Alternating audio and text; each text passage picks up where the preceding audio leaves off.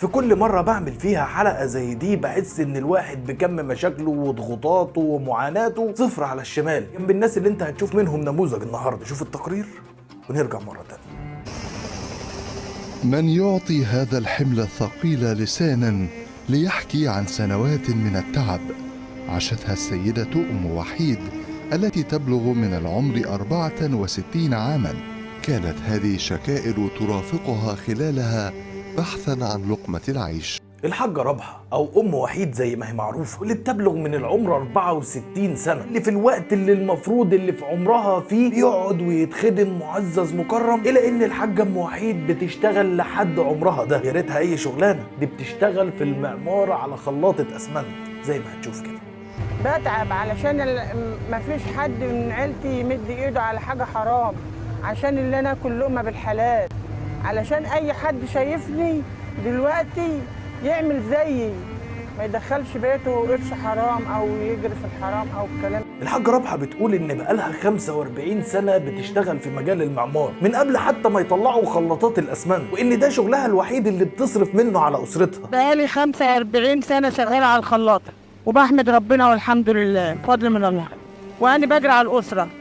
تخيل بقى الجدة الطيبة دي الشقيانة لحد عمرها ده بتشتغل طول النهار علشان 100 جنيه.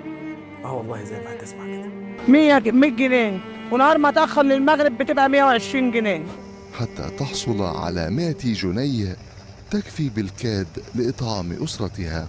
100 جنيه في اليوم بتحاول بيها تعول وتصرف على 11 شخص، من ضمنهم الزوج اللي متخطي ال 74 سنة واللي من السن والتعب ما بقاش قادر يشتغل زي ما هتشوف كده. وبيتي فيه 11 نفر، بينهم زوج كان يشاركها نفس مهنتها قبل أن تتراكم عليه الأمراض ويفقد القدرة على العمل.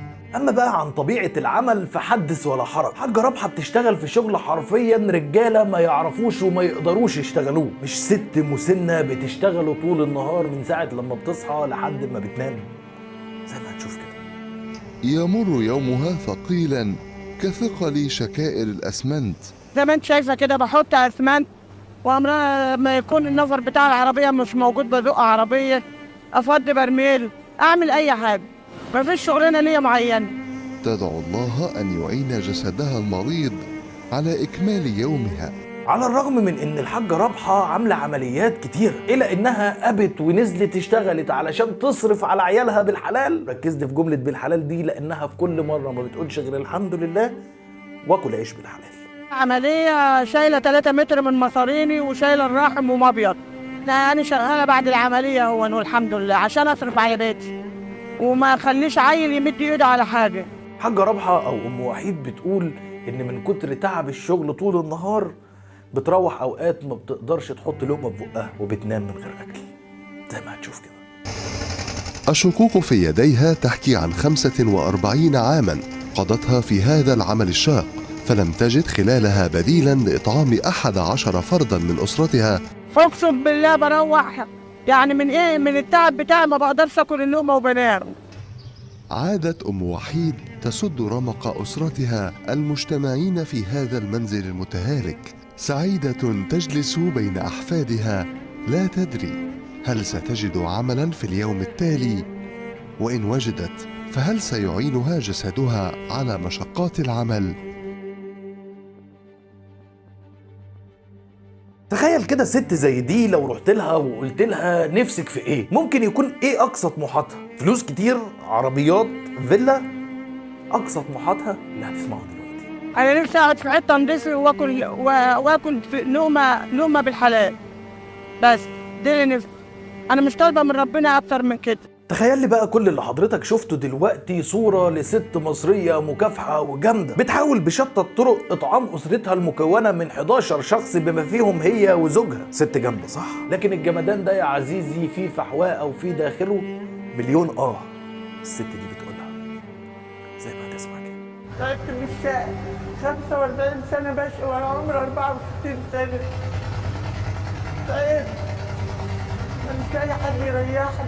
في كل مره بتكلم فيها عن نموذج زي ده بحس انه قد ايه معاناتنا ومشاكلنا وضغوطاتنا اللي موجوده في حياتنا ومؤرقه علينا حياتنا ما تسواش حتى صفر على الشمال جنب اللي الناس دي بتشوفه. وببقى بحاول بكل الطرق ان انا اوصل الفيديو بتاعي لكل الناس علشان اللي يقدر يساعد الناس دي يساعدها. ستات متعففه تأبى على نفسها الحرام، 45 سنه بتشتغل في المعمار وفي الخرسانه شغل رجاله ما يقدروش يشتغلوا والله. برغم كل ده ما بتقولش غير الحمد لله، ومش عايز عيل يمد ايده لحاجه بالحرام، ومش عايز ياكل لقمه غير لما تكون حلال. للاسف كل اللي اعرفه عن الحاجه رابحه انها من محافظه الدقهليه وبالتحديد مركز بالقاس عزبه صبحي، ويا ريت اللي من منطقتها او يعرفها او يعرف لها رقم يتواصل معايا ويسيب لي رقمها، واول ما يوصلني الرقم باذن الله هسيبه لكم في الكومنتات علشان اللي عايز يساعد الست دي ما اعتقدش ان في احسن منها يستاهل المساعده. ربنا يرزقك بالحلال يا امي ويوقف لك الناس اللي قلوبها طيبه اللي تقدر تريحك من التعب ده. تنساش لو مش هتقدر تساعدها